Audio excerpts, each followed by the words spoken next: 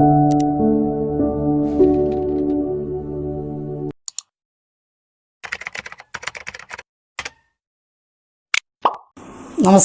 P K മീഡിയയുടെ stories ചാനലിൽ ഒരു പുതിയ വീഡിയോയിലേക്ക് ഏവർക്കും ഹൃദ്യമായ സ്വാഗതം. സൂര്യകാലടി മനയെക്കുറിച്ചും കാലടിയിൽ ഭട്ടതിരിപ്പാടിനെക്കുറിച്ചുമൊക്കെയുള്ള കഥകളാണ് ഈ വീഡിയോയിലൂടെ നിങ്ങളുടെ മുമ്പിൽ അവതരിപ്പിക്കുന്നത്. കോട്ടയം ജില്ലയിലെ കുമാരനെല്ലൂർ പഞ്ചായത്ത് മീനച്ചിലാറിൻ്റെ വടക്കേ തീരത്തായി സ്ഥിതി ചെയ്യുന്ന ഒരു പുരാതനമായ മനയാണ് സൂര്യകാലടി മന. തേക്കിൽ തീർത്ത നാലുകെട്ടോടുകൂടി സ്വാതി തിരുനാൾ മഹാരാജാവ് പുനർനിർമ്മിച്ച് നൽകിയ ഹോമകുണ്ഡം അണയാത്ത സൂര്യകാലടി ഗണപതി പ്രതിഷ്ഠ ലോകപ്രസിദ്ധമാണ്. സൂര്യനെ പ്രത്യക്ഷപ്പെടുത്തി മന്ത്രവാദ ഗ്രന്ഥം സ്വന്തമാക്കിയ കാലടിമനയുടെ പാരമ്പര്യത്തെപ്പറ്റി കൊട്ടാരത്തിൽ ശങ്കുണ്ണി ഐതിഹ്യമാലയിൽ വിസ്തരിച്ച് പ്രസ്താവിക്കുന്നുണ്ട്. സൂര്യകാലടി എന്ന പേരിൽ വിശ്വവിഖ്യാതനായി ഇതിഹാസ കഥാപാത്രമായി മാറിയ ഒരു ഭട്ടതിരിയുടെ ആവിർഭാവത്തോടുകൂടിയാണ് കാലടി എന്ന പൂർവിക കുടുംബനാമം സൂര്യകാലടി എന്നറിയപ്പെടാൻ തുടങ്ങിയത്. അദ്ദേഹം സൂര്യനെ തപസ് ചെയ്ത് പ്രീതിപ്പെടുത്തുകയും മന്ത്രതന്ത്രങ്ങളുടെ താളിയോലകൾ സൂര്യഭഗവാൻ അദ്ദേഹത്തിന് നൽകുകയും ചെയ്തു എന്നാണ് ഐതിഹ്യം. ശ്രീ മഹാഗണപതി ഹോമം സൂര്യകാലടി മനയിലെ നമ്പൂതിരിമാരുടെ ഒരു പ്രധാന കർമ്മമായി കണക്കാക്കപ്പെട്ട് വളരെ പ്രശസ്തി ആർജിച്ചിട്ടുള്ളതാണ്. 2007 ഏപ്രിൽ മാസം 22-ന് കൊച്ചിയിൽ വെച്ച് നടത്തപ്പെട്ട ജനശ്രദ്ധ പിടിച്ചുപറ്റിയ 1,08,000 നാളികേരം കൊണ്ടുള്ള വിശ്വമഹാഗണപതി ഹോമത്തിന് മുഖ്യ കാർമ്മികത്വം വഹിച്ചത് സൂര്യകാലടി മനയിലെ പുതിയ തലമുറയിൽപ്പെട്ട ബ്രഹ്മശ്രീ സൂര്യൻ ജയസൂര്യൻ ഭട്ടതിരിപ്പാടാണ്. യേശുദാസിൻ്റെ മകനും സുപ്രസിദ്ധ ചലച്ചിത്ര പിന്നണി ഗായകനുമായ വിജയ് യേശുദാസ് അരങ്ങേറ്റം കുറിച്ചതും സൂര്യകാലടി മനയിൽ വെച്ചാണ്. പരശുരാമൻ കേരള സൃഷ്ടിക്ക് ശേഷം പരദേശി ബ്രാഹ്മണരെ കേരളത്തിൽ കൊണ്ടുവന്നു. 64 ഗ്രാമങ്ങളായി തിരിച്ച് താന്ത്രികം, മാന്ത്രികം, വൈദ്യം, വൈദികം എന്നിങ്ങനെ ഓരോ ആവശ്യങ്ങൾക്കായി 6 കുടുംബങ്ങളെ നിയോഗിച്ചു. വൈദ്യവൃത്തിക്ക് അഷ്ടവൈദ്യന്മാരെ നിയോഗിച്ച പോലെ വൈദിക താന്ത്രിക വൃത്തിക്ക് നിയോഗിച്ച കുടുംബങ്ങളിലൊന്നാണത്രേ കാലടി മന. പണ്ടുകാലത്ത് തിരുനാവായ നാവാമുകുന്ദ ക്ഷേത്രം കാലടി മനയുടെ കീഴിലായിരുന്നു. നാവാമുകുന്ദ ക്ഷേത്രത്തിൻ്റെ അധികാരങ്ങളിൽ കൈകടത്തിയ സാമൂതിരിയുമായി പിണങ്ങി കാലടി കുടുംബം ഭാരതപ്പുഴയുടെ തീരങ്ങളിൽ നിന്നും തെക്കോട്ട് പലായനം ചെയ്തു. കോട്ടയം രാജാവ് അവരെ സ്വാഗതം ചെയ്യുകയും മീനച്ചിലാറിൻ്റെ തീരത്ത് ഇല്ലം നിർമ്മിക്കുവാൻ സ്ഥലം കൊടുക്കുകയും വസ്തുക്കൾ കരമൊഴിവാക്കി നൽകുകയും ചെയ്തു. സൂര്യകാലടി മനയിലെ ഉപാസനാമൂർത്തികൾ മഹാഗണപതിയും സ്ത്രീഭാവത്തിലുള്ള സൂര്യനും ശ്രീചക്രവും ഒക്കെയാണ്. മനയുടെ ബാൽക്കണിയിൽ നിന്നാൽ കാണുന്ന മീനച്ചിലാറിൻ്റെയും മനയുടെ മുകളിലോട്ട് വളർന്ന പന്തലിച്ച വിരഹിണിയായ യക്ഷിപ്പാലയുമൊക്കെ മനോഹരമായ കാഴ്ചകളാണ്. സൂര്യൻ ഭട്ടതിരിയുടെ ജന്മകഥ നോക്കാം. മീനച്ചിലാറിൻ്റെ തീരങ്ങളിൽ താമസമാക്കിയ കാലത്ത് ഒരു കാലടി ഭട്ടതിരിയും, അതായത് അന്നത്തെ കാലത്ത് ആ കാലടി കുടുംബത്തിലുണ്ടായ ഒരു ഭട്ടതിരിയും സുഹൃത്തായ മറ്റൊരു നമ്പൂതിരിയും കൂടി തൃശ്ശൂർ പൂരം കാണാൻ പോയി. ഇരിങ്ങാലക്കുടയ്ക്ക് അടുത്ത് ഒരു യക്ഷിപ്പറമ്പിലൂടെ അവർ യാത്ര ചെയ്യുകയായിരുന്നു. നേരം ഇരുട്ടിയിരുന്നു. യക്ഷിപ്പറമ്പിനടുത്തെത്തിയപ്പോൾ അതിസുന്ദരികളായ 2 സ്ത്രീകൾ ആ വഴി വന്നു. ആ സുന്ദരികൾ യക്ഷികളുടെ ആക്രമണങ്ങളിൽ നിന്നും രക്ഷ നേടുന്നതിന് ഈ 2 ബ്രാഹ്മണരെയും തങ്ങളുടെ തറവാട്ടിലേക്ക് രാത്രിവാസത്തിനായി ക്ഷണിച്ചുകൊണ്ടുപോയി. അവിടെ എത്തിയപ്പോൾ ആ സുന്ദരിമാർ യക്ഷികളായി മാറി. കാലടി ഭട്ടതിരിപ്പാടിനെ അതിലൊരു യക്ഷി ഭക്ഷിച്ചു. സുഹൃത്ത് നമ്പൂതിരിയുടെ കയ്യിൽ ദേവി മഹാത്മ്യ ഗ്രന്ഥമുണ്ടായിരുന്നതിനാൽ ആ നമ്പൂതിരിയെ യക്ഷിക്ക് ഉപദ്രവിക്കാൻ സാധിച്ചില്ല. രക്ഷപ്പെട്ട ആ നമ്പൂതിരി പിറ്റേ ദിവസം രാവിലെ നോക്കുമ്പോൾ താനൊരു കരിമ്പനയുടെ മുകളിൽ ഇരിക്കുന്നതായി കണ്ടു. കരിമ്പനയുടെ മുകളിൽ നിന്നും താഴെ ഇറങ്ങി അദ്ദേഹം താഴെ കൊല്ലപ്പെട്ട ഭട്ടതിരിയുടെ കുറച്ച് പല്ലുകളും കുടുമയും അവശിഷ്ടങ്ങളുമൊക്കെ കണ്ട് പേടിച്ച് തിരികെ ഓടിപ്പോയി. കാലടിമനയിലെത്തി മരിച്ചുപോയ ഭട്ടതിരിയുടെ അന്തർജനത്തോട് വിവരങ്ങൾ മൊത്തം ധരിപ്പിച്ചു. അപ്പോൾ ഗർഭിണിയായിരുന്ന ആ അന്തർജനം പിന്നീട് ഒരാൺകുഞ്ഞിനെ പ്രസവിച്ചു. ആ കുഞ്ഞാണ് പിന്നീട് പ്രശസ്തനായ സൂര്യകാലടി ഭട്ടതിരി ആയി മാറിയത്. മാന്ത്രിക ഗ്രന്ഥം ലഭിച്ച കഥ നോക്കാം. കാലടി മനയിൽ ആറ്റുനോറ്റുണ്ടായ ഉണ്ണിയുടെ ഉപനയന സമയത്ത് അവൻ അമ്മയോട് ചോദിച്ചു തൻ്റെ പിതാവ് ആരാണെന്ന്. ഇത്രയും കാലം ആരും അറിയാതെ സൂക്ഷിച്ച രഹസ്യം ഇനിയും ഒളിക്കാനാവാതെ ആ അമ്മ ഒന്നും മറച്ചു വയ്ക്കാതെ അച്ഛൻ യക്ഷിക്ക് ഭക്ഷണമായ കഥ ഉണ്ണിയെ പറഞ്ഞു ധരിപ്പിച്ചു. അത്യന്തം ബുദ്ധിമാനായ ആ ബ്രാഹ്മണകുമാരൻ 16 വയസ്സ് കഴിഞ്ഞപ്പോഴേക്കും അദ്ദേഹം വേദാംഗ തത്വജ്ഞാനിയായും സകല ശാസ്ത്ര പുരാണാതിഹാസ പാരംഗതനായും ഒക്കെ മാറി. തൻ്റെ അച്ഛനെ കൊന്ന യക്ഷിയോടുള്ള വൈരാഗ്യബുദ്ധി അവനിൽ വളർന്നു വന്നിരുന്നു. യക്ഷിയെ തളയ്ക്കാനുള്ള വഴികൾ നോക്കി അവസാനം ഗുരുവിൻ്റെ ഉപദേശപ്രകാരം അദ്ദേഹം കഠിനമായ സൂര്യോപാസന ആരംഭിച്ചു. കഠിനമായ ഉപാസനയുടെ അവസാനം സൂര്യഭഗവാൻ ഒരു വൃദ്ധ ബ്രാഹ്മണൻ്റെ വേഷത്തിൽ വന്ന് നിഗൂഢമായ മാന്ത്രിക പദ്ധതികൾ അടങ്ങുന്ന മാന്ത്രിക ഗ്രന്ഥം ആ ബാലന് സമ്മാനിച്ചു. ആ ഉണ്ണി ഭട്ടതിരി സൂര്യൻ ഭട്ടതിരി എന്നും അറിയപ്പെടാൻ തുടങ്ങി. ആ ബാലൻ സൂര്യകാലടി എന്ന പേരിൽ വിശ്വവിഖ്യാതനായി മാറി. യക്ഷിയെ തളച്ച കഥ നോക്കാം. സൂര്യഭഗവാന്റെ ഉപദേശപ്രകാരം ചെയ്താൽ എല്ലാം ഫലിക്കുമെന്ന് കണ്ടപ്പോൾ ഇനി ഒട്ടും താമസിയാതെ തൻ്റെ അച്ഛനെ ഭക്ഷിച്ച യക്ഷിയെ ശിക്ഷിക്കണമെന്ന് അദ്ദേഹം നിശ്ചയിച്ചു. പിന്നെ അതിനു വേണ്ടുന്ന കാര്യങ്ങളെല്ലാം സമ്പാദിച്ച് അതികഠിനമായ ഒരു ഹോമം തുടങ്ങി. ശിക്ഷാർഹയായ യക്ഷി ഏതാണെന്ന് നിശ്ചയമില്ലാത്തതിനാൽ അദ്ദേഹം ലോകത്തിലുള്ള സകല യക്ഷികളെയും ഒന്നായി ആ ഹോമത്തിലേക്ക് ആവാഹിച്ചു. തൻ്റെ അച്ഛനെ കൊന്നത് ഞാനല്ല എന്ന് ഓരോ യക്ഷിയെക്കൊണ്ടും സത്യം ചെയ്യിപ്പിച്ചു. അവസാനം ഒരു യക്ഷി മാത്രം ബാക്കിയായി. അവർക്ക് സത്യം തുറന്നു പറയേണ്ടി വരികയും സൂര്യകാലടി ഭട്ടതിരിപ്പാട് അവരെ ഹോമകുണ്ഡത്തിൽ ഹോമിച്ച് അടുത്തുള്ള പാലമരത്തിൽ കുടിയിരുത്തുകയും ചെയ്തു. ഹോമിക്കുന്നതിന് മുമ്പ് ആ യക്ഷി സൂര്യകാലടിയെ നീ ഇന്നേക്ക് 41-ാം നാൾ ചക്രശ്വാസം മുട്ടി മരിക്കട്ടെ എന്ന് ശാപം നൽകി. അപ്പോൾ ഭട്ടതിരി അങ്ങനെ വരാതിരിക്കാൻ ഒരു മാർഗവുമില്ലെന്ന് വരുമോ എന്ന് യക്ഷിയോട് ചോദിച്ചു. 41-ാം ദിവസം തിരുവാലൂർ പോയി ദർശനം കഴിക്കാൻ സംഗതിയായാൽ മരിക്കില്ല, അല്ലാതെ ശാപമോക്ഷം ഉണ്ടാകുന്നതല്ല എന്ന് യക്ഷി പറഞ്ഞു. എന്തായാലും ഇനി ഞാൻ നിന്നെ വിട്ടയക്കുന്നില്ല എന്ന് പറഞ്ഞ് ഭട്ടതിരി ആ യക്ഷിയെ പിടിച്ച് ഹോമിക്കുകയും ചെയ്തു. ഗന്ധർവബാധ ഒഴിപ്പിച്ച കഥ നോക്കാം. അന്ന് നാടുവാണിരുന്ന പള്ളിബാണ പെരുമാൾ തൻ്റെ ഭാര്യയ്ക്ക് ഒരു ഗന്ധർവൻ്റെ ഉപദ്രവം തുടങ്ങിയിട്ട് വളരെ കാലമായി എന്നും പല മന്ത്രവാദികളെ കൊണ്ടും മന്ത്രവാദങ്ങൾ ചെയ്യിച്ചിട്ടും ഗന്ധർവൻ ഒഴിഞ്ഞു പോയിട്ടില്ലെന്നും ആ ഉപദ്രവം നിമിത്തം ഭാര്യയ്ക്കുണ്ടായ ഗർഭമെല്ലാം അലസിപ്പോകുന്നുവെന്നും അതിനാൽ ഏതു വിധേനയും ആ ഉപദ്രവം ഒഴിച്ചു തരണമെന്നും സൂര്യകാലടി ഭട്ടതിരിപ്പാടിനോട് പറഞ്ഞു. ഭട്ടതിരി കർമ്മങ്ങൾ ആരംഭിച്ചു. ഗന്ധർവൻ തൻ്റെ ആകർഷണത്താൽ ഉപേക്ഷിക്കപ്പെടുന്നില്ലെന്ന് കണ്ടപ്പോൾ ഭട്ടതിരിക്ക് വാശി കലശലായിത്തീരുകയാൽ ബ്രാഹ്മണർക്ക് വിഹിതമല്ലാത്ത പല കഠിന കർമ്മങ്ങളും അദ്ദേഹം ചെയ്യാനായിട്ട് തയ്യാറായി. ബ്രാഹ്മണന് വിഹിതമല്ലാത്ത മൃഗങ്ങളെ അറുത്ത് ഹോമിക്കുക, ഒരു തുണി നെയ്യിലും തേനിലും മുക്കി അതിലേക്ക് ഉറുമ്പുകളെയും പ്രാണികളെയും ആകർഷിച്ച് അതിൽ ജീവികൾ നിറയുമ്പോൾ ആ ജീവികളെ ജീവനോടെ ഹോമിക്കുക തുടങ്ങിയ കർമ്മങ്ങളൊക്കെ ചെയ്തു. ഒഴിഞ്ഞു പോകേണ്ട അവസ്ഥ വന്നപ്പോൾ ആ ഗന്ധർവൻ ഇന്നേക്ക് 12-ാം ദിവസം അങ്ങ് മൂത്രം മുട്ടി മരിക്കട്ടെ എന്ന് ഭട്ടതിരിയെ ശപിച്ചു. അപ്പോൾ ഭട്ടതിരി വ്യസനത്തോടുകൂടി ശാപമോക്ഷത്തിനായി അപേക്ഷിക്കുകയും 12-ാം ദിവസം തിരുവാലൂർ പോയി ദർശനം കഴിച്ചാൽ മരിക്കില്ലെന്ന് ഗന്ധർവൻ ശാപമോക്ഷം കൊടുക്കുകയും ചെയ്തു. പിന്നെയും ഭട്ടതിരിയുടെ നിർബന്ധ നിമിത്തം ഗന്ധർവൻ സത്യം ചെയ്ത് അവിടം വിട്ടു പോവുകയും ചെയ്തു. പെരുമാൾ ഭട്ടതിരിക്ക് വലിയ സമ്മാനങ്ങളും മറ്റും കൊടുത്ത് ബഹുമാനിച്ച് ആദരിച്ചയച്ചു. താമസിയാതെ പെരുമാളിൻ്റെ ഭാര്യ ഗർഭം ധരിക്കുകയും ഒന്നും അലസാതെ 4-5 കുട്ടികളുണ്ടാവുകയും ചെയ്തു. ഒരു മന്ത്രവാദ കർമ്മത്തിൻ്റെ കഥ നോക്കാം. സൂര്യഭഗവാനിൽ നിന്ന് ഉപദേശവും ഗ്രന്ഥവും കിട്ടിയതിൻ്റെ ശേഷം സൂര്യഭട്ടതിരി വിവാഹം കഴിച്ച് ഗൃഹസ്ഥനായിട്ട് താമസിച്ചു. അക്കാലത്ത് സൂര്യദത്തമായ ഗ്രന്ഥം മുഴുവനും നോക്കി ഹൃദ്യസ്ഥമാക്കി. അതൊരു മന്ത്രവാദ ഗ്രന്ഥമായിരുന്നതിനാൽ ഭട്ടതിരി പ്രസിദ്ധനായ ഒരു മന്ത്രവാദിയായി തീർന്നു. പിന്നെ സൂര്യഭട്ടതിരിയെ പല സ്ഥലങ്ങളിലും മന്ത്രവാദത്തിനായി കൊണ്ടുപോവുകയും അദ്ദേഹം പല ബാധകൾ ഒഴിക്കുകയും ഉണ്ടായിട്ടുണ്ട്. അദ്ദേഹം മന്ത്രവാദം ചെയ്തിട്ട് ഒഴിയാതെ ഒരു ബാധയും ഉണ്ടായിരുന്നില്ല. ഒരിക്കൽ തിരുവിതാംകൂർ ദിവാനായിരുന്ന ഒരു പരദേശി ബ്രാഹ്മണൻ സൂര്യകാലടിയിലെത്തി അന്നത്തെ കാർന്നവരോട് തൻ്റെ സഹോദരൻ സ്വത്ത് തർക്കത്തിൽ തൻ്റെ നേരെ മന്ത്രവാദ കർമ്മങ്ങൾ സ്ഥിരമായി ചെയ്യുന്നു, ഗതി 5 മുട്ടി, ഇനി സഹായിക്കണമെന്ന് പറഞ്ഞു വന്നു. ശംഖുമുഖം കടപ്പുറത്ത് ഇന്ന ദിവസം ദിവാനോട് എത്താൻ പറഞ്ഞു. പറഞ്ഞ ദിവസം കടപ്പുറത്ത് മന്ത്രവാദ കർമ്മം തുടങ്ങി.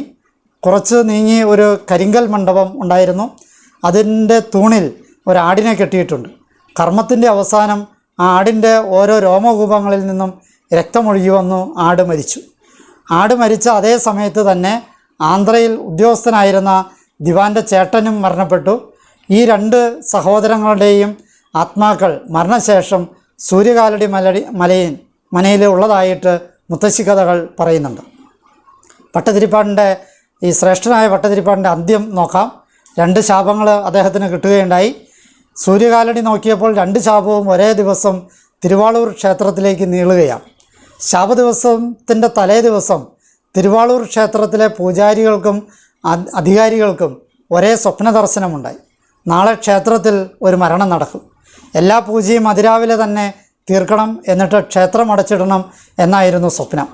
എല്ലാവർക്കും ഒരുപോലെ സ്വപ്ന ദർശനം ഉണ്ടായതുകൊണ്ട് അവർ അതുപോലെ തന്നെ ചെയ്യുകയും സൂര്യകാലടി സൂര്യകാലടി ഭട്ടതിരി ആ ക്ഷേത്രത്തിലെത്തിയപ്പോഴേക്കും ക്ഷേത്രം അടയ്ക്കുകയും ചെയ്തിരുന്നു. വൈകുന്നേരം തൊഴാമെന്ന് കരുതി അദ്ദേഹം ക്ഷേത്രത്തിൽ തന്നെ കഴിച്ചുകൂട്ടി. പക്ഷെ സന്ധ്യ ആയപ്പോഴേക്കും അദ്ദേഹത്തിന് നിർത്താതെ മൂത്രശങ്കയുണ്ടായി. മൂത്രമൊഴിക്കാൻ ചെന്നാൽ മൂത്രമൊഴിക്കണ്ട എന്ന് തോന്നും, തിരിച്ചു വന്നിരിക്കും. കുറച്ച് കഴിയുമ്പോൾ വീണ്ടും മൂത്രശങ്കയുണ്ടാകും. വീണ്ടും മൂത്രമൊഴിക്കാൻ ചെല്ലുമ്പോൾ ശങ്ക ഇല്ലാതാവുകയും തിരിച്ചു വരികയും ചെയ്യും. ഇങ്ങനെ പല പ്രാവശ്യം വന്നു. പിന്നീട് ശ്വാസം മുട്ടൽ ആരംഭിച്ചു. അങ്ങനെ മൂത്രം മുട്ടിയും ചക്രശ്വാസം വലിച്ചും മരണവേദനയോടെ അദ്ദേഹം കിടന്ന് വിഷമിക്കുമ്പോൾ ഈശ്വര, ഗ്രന്ഥത്തിൽ കണ്ടതാണല്ലോ ഞാൻ ചെയ്തത് എന്ന് പറഞ്ഞു. അപ്പോഴതിന് മറുപടിയായിട്ട് അവിടെ നിന്നൊരു അശരീരി ഉണ്ടായി. സൂര്യകാലടി വേണം ചെയ്യാനെന്ന് ഗ്രന്ഥത്തിലുണ്ടായിരുന്നു എന്നൊരു അശരീരി ഉണ്ടായി. അത് പ്രസിദ്ധമാവുകയും ചെയ്തു. ഇപ്പോഴും അതൊരു പഴഞ്ചൊല്ല് പോലെ ജനങ്ങൾ ഉപയോഗിച്ചു വരുന്നുണ്ട്. ഭട്ടതിരി ചക്രശ്വാസം വലിച്ചും മൂത്രം മുട്ടിയും അർദ്ധരാത്രി ആയപ്പോഴേക്കും അവിടെ കിടന്ന് മരിച്ചു. അദ്ദേഹം ചക്രശ്വാസം വലിച്ച് ചുറ്റിത്തിരിഞ്ഞ് നിലത്ത് നിന്ന് മേൽപോട്ട് പൊങ്ങിയപ്പോൾ മരണവേദനയോടുകൂടി ചാടി കടിച്ചുള്ള പാടുകൾ ഇന്നും തിരുവാലൂർ കളപ്പുരയുടെ തട്ടിൻ്റെ മേച്ചിലുകളിൽ കാണാൻ പറ്റും. മരണവേദന അനുഭവിക്കുന്നതിനിടയിൽ ഭട്ടതിരി തിരുവാളൂർ മഹാദേവനോട് ഇതാണോ അവിടുത്തെ ആതിഥ്യ മര്യാദ എന്ന് ചോദിച്ചു. തിരുവാളൂർ മഹാദേവനെ ദേവൻ്റെ ഈ ക്ഷേത്രം കത്തി നശിച്ചു പോകട്ടെ എന്ന് ആ നമ്പൂതിരി ശപിക്കുകയും ചെയ്തു. അങ്ങനെ സൂര്യകാലടി ഭട്ടതിരിപ്പാട് ദുർമരണപ്പെടുകയും തിരുവാളൂർ ശിവക്ഷേത്രം കൊല്ലങ്ങൾക്ക് ശേഷം അഗ്നിബാധയിൽ നശിച്ചു പോവുകയും ചെയ്തു. ശിവലിംഗം തന്നെ 2ആയി പിളർന്നു. ക്ഷേത്രത്തിൻ്റെ ഊരാൺമ ഉണ്ടായിരുന്ന ബ്രാഹ്മണ കുടുംബങ്ങൾ മൊത്തം അന്യം നിന്ന് പോയി. പിന്നീട് വർഷങ്ങൾക്ക് ശേഷമാണ് തിരുവാളൂർ ക്ഷേത്രം പുനരുദ്ധാരണം ചെയ്ത് നിത്യപൂജകൾ തുടങ്ങിയത്. പണ്ട് അഗ്നിബാധയിൽ 2ആയി പിളർന്ന ആ ശിവലിംഗം പിന്നീടും ഉപയോഗിച്ചു വന്നിരുന്നു. ദുർമരണപ്പെട്ട ബ്രഹ്മജ്ഞാനമുള്ള സൂര്യകാലടിയെ ബ്രഹ്മരാക്ഷസായി സൂര്യകാലടി മനയുടെ അകത്തളത്തിൽ കുടിയിരുത്തിയിട്ടുണ്ട്. സൂര്യഭട്ടതിരിയുടെ കാലം കഴിഞ്ഞതിൽ പിന്നെ ആ ഇല്ലത്തുള്ള ഭട്ടതിരിമാർ വളരെ തപശക്തിയുള്ളവരും വേദജ്ഞന്മാരും ശാസ്ത്രജ്ഞന്മാരും നല്ല മന്ത്രവാദികളുമൊക്കെയായി തുടർന്നു. സൂര്യകാലടി മനയിൽ പിന്നീട് ഒരുപാട് ഐതിഹ്യ കഥകൾ നടക്കുകയുണ്ടായി. അതിൽ ചിലവ നമുക്ക് നോക്കാം. സൂര്യകാലടി മനയിൽ ഗണപതിയെ പ്രതിഷ്ഠിച്ച കഥ നോക്കാം. ഒരു ദിക്കിൽ ഒരു വലിയ ജന്മിയുടെ വക ഒരു തെങ്ങിൻ തോട്ടത്തിൽ കാവലായിട്ട് ഒരു മൂത്ത ചേകവൻ അഥവാ തീയൻ താമസിച്ചിരുന്നു. ആ തോട്ടത്തിൽ വളരെ തേങ്ങ വീഴുന്നുണ്ടായിരുന്നു. അവിടെ ഈ മൂത്ത ചേകവൻ ഒരു മാടം കെട്ടിയുണ്ടാക്കി അതിലാണ് അവിടെ കിടപ്പ് ആയിരുന്നത്. രാത്രിയിൽ തീയിടാനായിട്ട് ആ മാടത്തിലൊരു നെരിപ്പോടും ഉണ്ടാക്കിയിരുന്നു. അവൻ തണുപ്പുള്ള കാലങ്ങളിൽ ഉണങ്ങിയ തേങ്ങയെടുത്ത് വെട്ടിക്കീറി അതിൻ്റെ ചകിരിയിട്ട് തീ കത്തിക്കുകയും തേങ്ങ തീയിലിട്ട് ചുട്ട് തിന്നുകയും തീ കായുകയും ഒക്കെ ചെയ്യുക പതിവായിരുന്നു. ഒരിക്കലൊരു മഞ്ഞുകാലത്ത് വെളുപ്പാങ്കാലമായപ്പോൾ മൂത്ത ചേകോവിന് തണുപ്പ് സഹിക്കാൻ പാടില്ലാഞ്ഞിട്ട് എഴുന്നേറ്റ് 2-3 തേങ്ങയെടുത്ത് വെട്ടിക്കീറി ചകിരിയിട്ട് തീയും കത്തിച്ച് തേങ്ങ ചുട്ട് തിന്ന് തീയും കാഞ്ഞിരിക്കുകയായിരുന്നു. അപ്പോൾ ആ മാടത്തിൻ്റെ മേച്ചിലിൻ്റെ ഭിത്തിയുടെ ഇടയിലൂടെ ഒരു കൊച്ചു തുമ്പിക്കൈ മൂത്ത ചേകോവൻ്റെ അടുത്തേക്ക് നീളുന്നത് അവൻ കണ്ടു. ഉടനെ ഒരു തേങ്ങ കഷ്ണം അവൻ തുമ്പിക്കൈയിലേക്ക് വെച്ചു കൊടുത്തു. അത് വാങ്ങി തിന്നിട്ട് പിന്നെയും തുമ്പിക്കൈ നീട്ടി. മൂത്ത ചേകോവൻ പിന്നെയും ഒരു കഷ്ണം വെച്ചു കൊടുത്തു. അങ്ങനെ പല പ്രാവശ്യം കഴിഞ്ഞപ്പോഴേക്കും ചുട്ട തേങ്ങയെല്ലാം അവസാനിച്ചു. നേരവും വെളുത്തു. അപ്പോൾ തുമ്പിക്കൈ കാണാതെയുമായി. മൂത്ത ചേകോവൻ എണീറ്റ് അവൻ്റെ ജോലിക്കും പോയി. ഇത് കുറച്ച് നാൾ ആവർത്തിച്ചു. മൂത്ത ചേകോവനും കുട്ടിയാനയും കൂട്ടുകാരായി.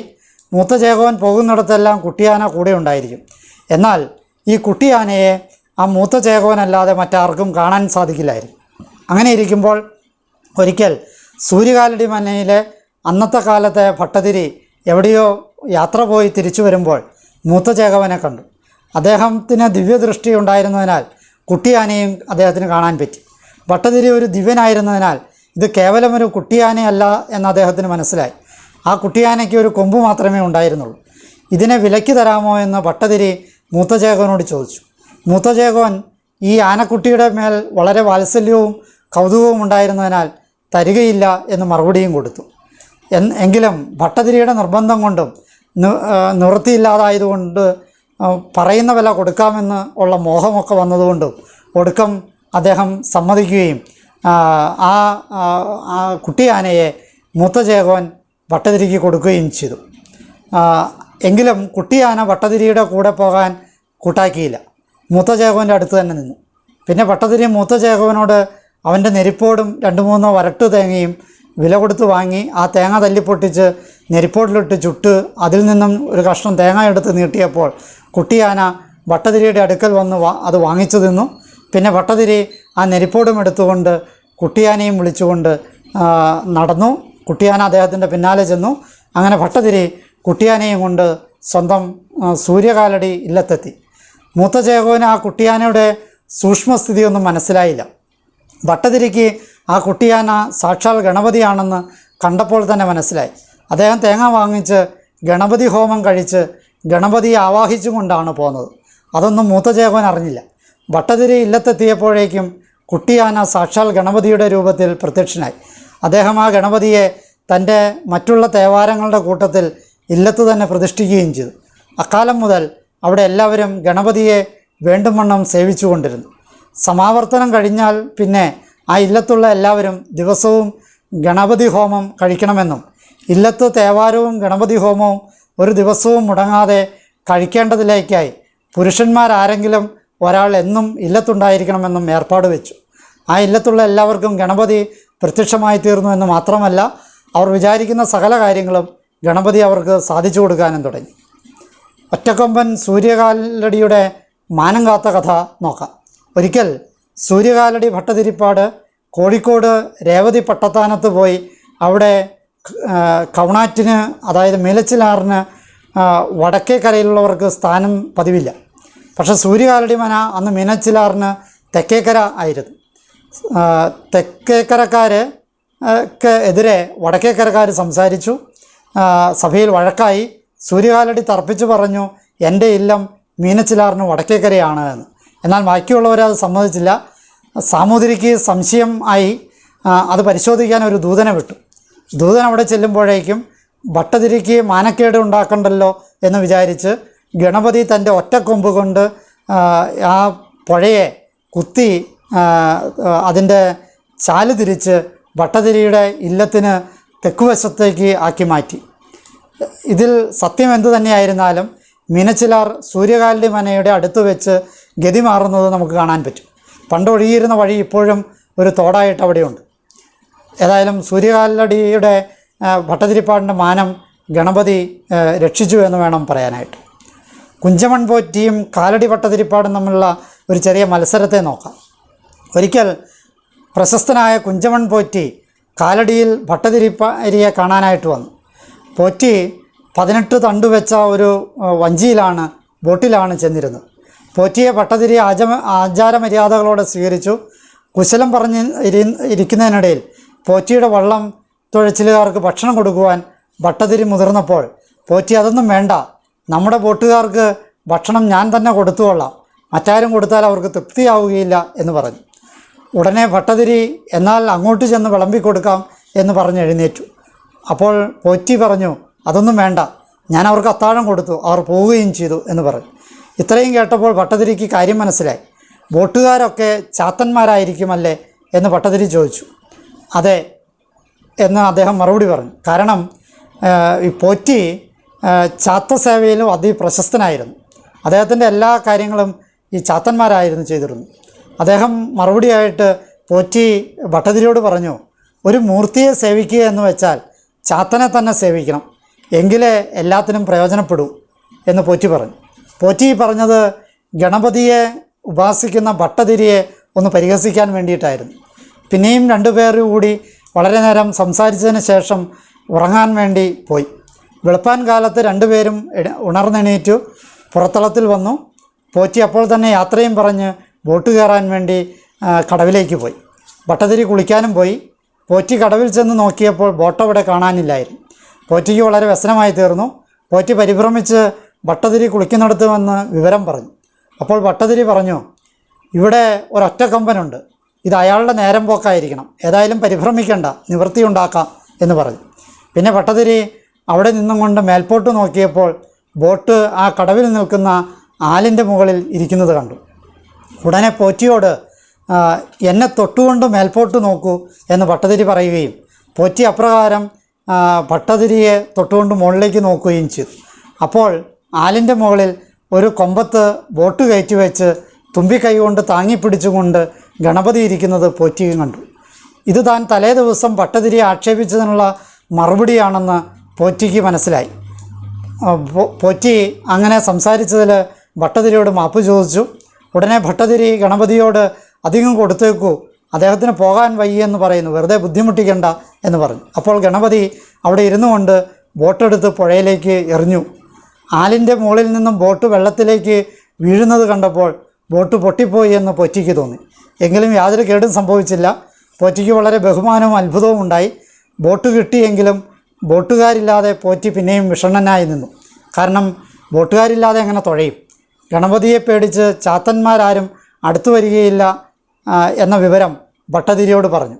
അപ്പോൾ ഭട്ടതിരി പറഞ്ഞു, ഭയപ്പെടേണ്ട, അവർ ചാത്തന്മാർ വന്നോട്ടെ, അയാളൊന്നും ഉപദ്രവിക്കാതെ ഞാൻ നോക്കിക്കൊള്ളാം എന്ന് പറഞ്ഞു. പിന്നെ ചാത്തന്മാർ വന്ന് ബോട്ടിൽ കയറി പോറ്റി ഗണപതിക്കുള്ള വഴിപാടിന് പണവും കൊടുത്ത് ഗണപതിയെ തൊഴുതും കൊണ്ട് പോവുകയും ചെയ്തു. ഗണപതിയുടെ അപ്രത്യക്ഷമാകൽ കഥ നോക്കാം. ഒരിക്കലൊരു കപ്പൽ കച്ചവടക്കാരൻ വിലപിടിച്ചവയായ അനേകം സാമാനങ്ങൾ കയറ്റിക്കൊണ്ട് വടക്ക് നിന്ന് തെക്കോട്ടേക്ക് പോവുകയായിരുന്നു. യാത്രക്കിടെ കപ്പൽ സമുദ്രത്തിൽ താണുപോയി. കപ്പലിലുണ്ടായിരുന്നവർ മിക്കവരും കഷ്ടിച്ച് രക്ഷപ്പെട്ടു. കപ്പലിൻ്റെ ഉടമസ്ഥനും മരിച്ചില്ല. കപ്പൽ ഛേദം കൊണ്ട് വളരെയേറെ നാശനഷ്ടമുണ്ടായതിനാൽ കപ്പലിൻ്റെ ഉടമസ്ഥൻ വ്യസനിച്ചുകൊണ്ട് നിൽക്കുമ്പോൾ കാലടിയിൽ ഭട്ടതിരിക്ക് ഗണപതിയുടെ പ്രത്യക്ഷമുണ്ടെന്നും അവിടെ ചെന്ന് പറഞ്ഞാൽ ഇതിനെന്തെങ്കിലും നിവൃത്തിയുണ്ടാകുമെന്നും ആരോ ആ കപ്പലിൻ്റെ ഉടമസ്ഥനോട് പറഞ്ഞു. ഉടനെ ആ കച്ചവടക്കാരൻ കാലടി മനയിലെത്തി ഭട്ടതിരിയെ കണ്ട് വിവരമെല്ലാം പറയുകയും സാമാനങ്ങൾക്കൊന്നും നഷ്ടവും കപ്പലിന് കേടും കൂടാതെ കപ്പൽ ഉയർത്തി കൊടുത്താൽ കപ്പലിലുള്ള സാമാനത്തിൻ്റെ പകുതി വില ഭട്ടതിരിക്ക് കൊടുത്തേക്കാമെന്ന് വാഗ്ദാനം ചെയ്യുകയും ചെയ്തു. പിന്നെ ഗണപതിയുടെ അടുക്കൽ ചെന്ന് ഈ വിവരം പറഞ്ഞു. അപ്പോൾ ഈ ഭട്ടതിരി ചെന്ന് ഗണപതിയോട് പറഞ്ഞു കഴിഞ്ഞപ്പോൾ ഗണപതി പറഞ്ഞു, ഇങ്ങനെയുള്ള കാര്യങ്ങളൊക്കെ എനിക്ക് പ്രയാസമാണെന്ന് പറഞ്ഞു. അപ്പോൾ ഭട്ടതിരി ഈ കാര്യം സാധിച്ചു കൊടുക്കണമെന്ന് ഞാൻ ഏറ്റുപോയതാണ്, ഇത് ഏതു വിധേനയും നിർവഹിച്ചു തരണമെന്ന് ഗണപതിയോട് നിർബന്ധിച്ചു പറഞ്ഞു. ഉടനെ ഗണപതി പോയി സമുദ്രത്തിൽ മുങ്ങി കപ്പൽ തൻ്റെ ഒറ്റക്കൊമ്പ് കൊണ്ട് ഉയർത്തി കൊടുക്കുകയും കച്ചവടക്കാരൻ പറഞ്ഞിരുന്നത് പോലെയുള്ള പണം ഭട്ടതിരിക്ക് കൊടുക്കുകയും ചെയ്തു. അതിൻ്റെ ശേഷം ഗണപതി ഭട്ടതിരിയോട് പറഞ്ഞു, നിങ്ങൾക്ക് ദ്രവ്യത്തിനുള്ള അത്യാഗ്രഹം കൊണ്ട് ഇന്നതേ പറയാവൂ എന്നില്ലാതായിരിക്കും. അത് ഞാൻ നിങ്ങൾ പറയുന്നത് പോലെയെല്ലാം ചെയ്തതുകൊണ്ടും ഇരുന്നതുകൊണ്ടുമാണ്. അതിൻ്റെ അഹങ്കാരം കൊണ്ടാണ് നിങ്ങൾ ചെയ്യുന്നത്. അതിനാൽ ഇനിമേൽ നിങ്ങളെന്നെ പ്രത്യക്ഷമായി കാണുകയില്ല. എങ്കിലും നിങ്ങൾ വിചാരിക്കുന്ന കാര്യങ്ങളെല്ലാം ഞാൻ സാധിച്ചു തന്നുകൊള്ളാം. ദുസ്സാധ്യമായിട്ടുള്ള കാര്യങ്ങൾ അന്യന്മാർക്ക് സാധിച്ചു കൊടുക്കുന്നതിനായിട്ടും അത്യാഗ്രഹം നിമിത്തവും യാതൊന്നും എന്നോട് അപേക്ഷിക്കരുത് എന്ന് പറഞ്ഞിട്ട് മറയുകയും ചെയ്തു. അതിൽ പിന്നെ ആ ഇല്ലത്തുള്ളവർ ഗണപതിയെ പ്രത്യക്ഷമായിട്ട് കണ്ടിട്ടില്ല എന്നാണ് ഐതിഹ്യ കഥ. ഈ കഥകൾ നിങ്ങൾക്ക് ഇഷ്ടപ്പെട്ടു എന്ന് വിചാരിക്കുന്നു. എന്നെ ശ്രവിച്ച നിങ്ങൾക്ക് നന്ദി. നല്ല നമസ്കാരം.